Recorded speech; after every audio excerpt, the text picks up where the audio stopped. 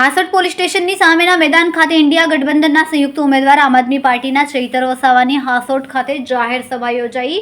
India ગઠબંધનના લોકસભાના ઉમેદવાર ચૈતર વસાવાની જાહેર સભામાં ઉપસ્થિત કોંગ્રેસના જિલ્લા પ્રમુખ રાજેન્દ્રસિંહ રાણા, અંકલેશ્વર હાસોટ વિધાનસભાના પૂર્વ ઉમેદવાર વિજયસિંહ પટેલ તથા હાસોટ તાલુકા કોંગ્રેસના પ્રમુખ પરેશ પટેલ તથા કોંગ્રેસ અને આમ આદમી પાર્ટીના કાર્યકરો ઉપસ્થિત રહ્યા। આવનારી લોકસભાની ચૂંટણી વખતે રણનીતિ અને આયોજન કરવા માટે કાર્યકર્તાઓ સાથે રૂબરૂ મળી શકાય તે હેતુથી આજ રોજ હાસોટ ખાતે આવવાનું થયું હતું। 17મીએ મોટી સંખ્યામાં કાર્યકરોની ઉપસ્થિતિએ ઉમેદવારી પત્રો ભરવા માટે આયોજન કરવામાં આવ્યું એમ ઉમેદવાર ચૈતર વસાવે જણાવ્યું હતું। છેલ્લા ઘણા દિવસોથી વિવિધ મત વિસ્તારમાં મતદારોનો ભારે ઉમળકો જોવા મળેલ હોય અને મોટી લૂંટથી અમે જીતીશું તેવો આશાવાદ વ્યક્ત કર્યો। જ્યારે પૂર્વ વિધાનસભાના ઉમેદવાર વિજયસિંહ પટેલના ભાજપ પર પ્રહાર કરતા જણાવ્યું કે 6 ટર્મથી સતત ચૂંટણી આવતા મનસુખભાઈ વસાવાએ કોઈ વિકાસના કાર્યો આ વિસ્તારમાં કર્યા નથી। ભાજપના નેતાઓના 30 વર્ષ પૂર્વેની સંપત્તિ અને આજની સંપત્તિ કેટલા ગણી વધી તેનો હિસાબ આપે। રિપોર્ટર રવિ સૈયદ, તહેલકા ન્યૂઝ, હાસોટ। આજે ભરૂચ જિલ્લા કોંગ્રેસ સમિતિના પ્રમુખશ્રી અને હાસોટ તાલુકા કોંગ્રેસ સમિતિના પ્રમુખશ્રીની અધ્યક્ષતામાં હાસોટ તાલુકાના આગેવાનો અને બૂથ સમિતિના કાર્યકરો સાથે એક બેઠકનું આયોજન અમારે થયું છે અને આ બેઠકમાં આવનારી લોકસભાની ચૂંટણીને લઈને જે અમારી રણનીતિ છે એ રણનીતિની બાબતમાં વિશેષ ચર્ચાઓ થઈ છે અને વધુને વધુ લોકોની વચ્ચે કઈ રીતના ઉમેદવાર જઈ શકે, લોકોનો સંપર્ક કઈ રીતના કરી શકીએ અને વધુને વધુ આવનારા જે અમારું નોમિનેશનની 17મી તારીખે ફોર્મ ભરવાનું છે ત્યારે વધારે ને વધારે લોકો તે દિવસે અમારી સાથે જોડાય અને મોટી સંખ્યામાં અમે ફોર્મ ભરી વિજય સંકલ્પ કરીએ એ પ્રકારનું આખું આયોજન થયું છે। આપ સૌ જોઈ શકો છો, અહીં છેલ્લા 30 વર્ષથી ભાજપના સાંસદ મનસુખભાઈ વસાવાને તક આપી છે, છતાંય પોતાનું કોઈ એક પણ કાર્યાલય નથી ખોલી શક્યા કે આ વિસ્તારોમાં કાર્ય આવ્યા નથી ત્યારે ઘણી સમસ્યાઓ છે। અહીંયા 38 જેટલા ગામોની જમીનો વડોદરા મુંબઈ નેશનલ હાઈવેમાં સંપાદિત થઈ છે, એમને યોગ્ય વળતર નથી મળ્યું। સાથે સાથે આ વિસ્તારોમાં જે માછીમારી કરીને જીવતા લોકો જે હમણાં નવા પ્રોજેક્ટો આવવાથી એમને પણ એમની રોજગારી છીનવાઈ રહી છે ત્યારે ઘણા ખેડૂતો પણ રજૂઆતો કરવા માટે આવ્યા છે।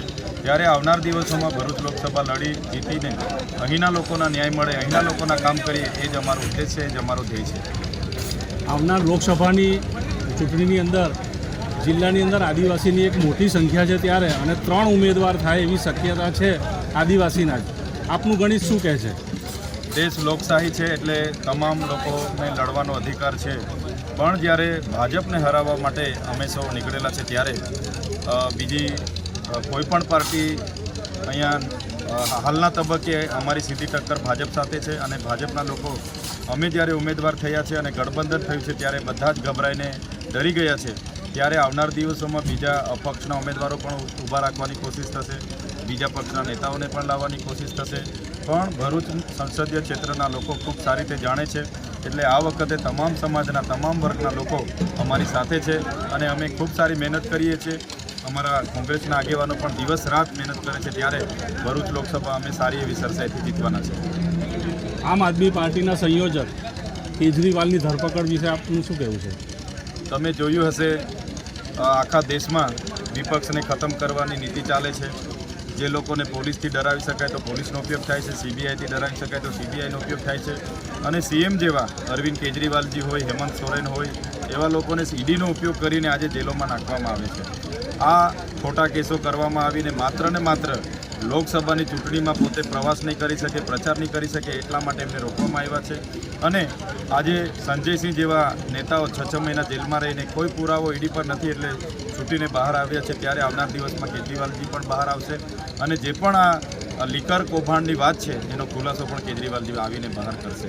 હાલમાં ગઠબંધન છે એ આવનાર દિવસોમાં વિધાનસભા જ્યારે આવશે ત્યારે શું આ ગઠબંધનમાં આમ આદમી પાર્ટી પણ કોંગ્રેસને એટલો જ સહકાર આપશે? બિલકુલ, અમારે ઇન્ડિયા ગઠબંધન થયું છે, 5 વર્ષ સુધીનું ગઠબંધન છે ત્યારે આવનાર દિવસોમાં પણ નગરપાલિકાની ચૂંટણીઓ હશે, તાલુકા જિલ્લા પંચાયતની ચૂંટણીઓ હશે, અમારે પ્રદેશ કક્ષાના નેતાઓ જે રીતના નક્કી કરશે ત્યારે મારે પણ કોંગ્રેસના ઉમેદવાર માટે પ્રચારમાં ઉતરવું પડશે તો આવનાર દિવસોમાં એ ઉમેદવારને જીતાડવા માટે હું પણ પંજાના પ્રચારમાં ઉતરી શકીશ।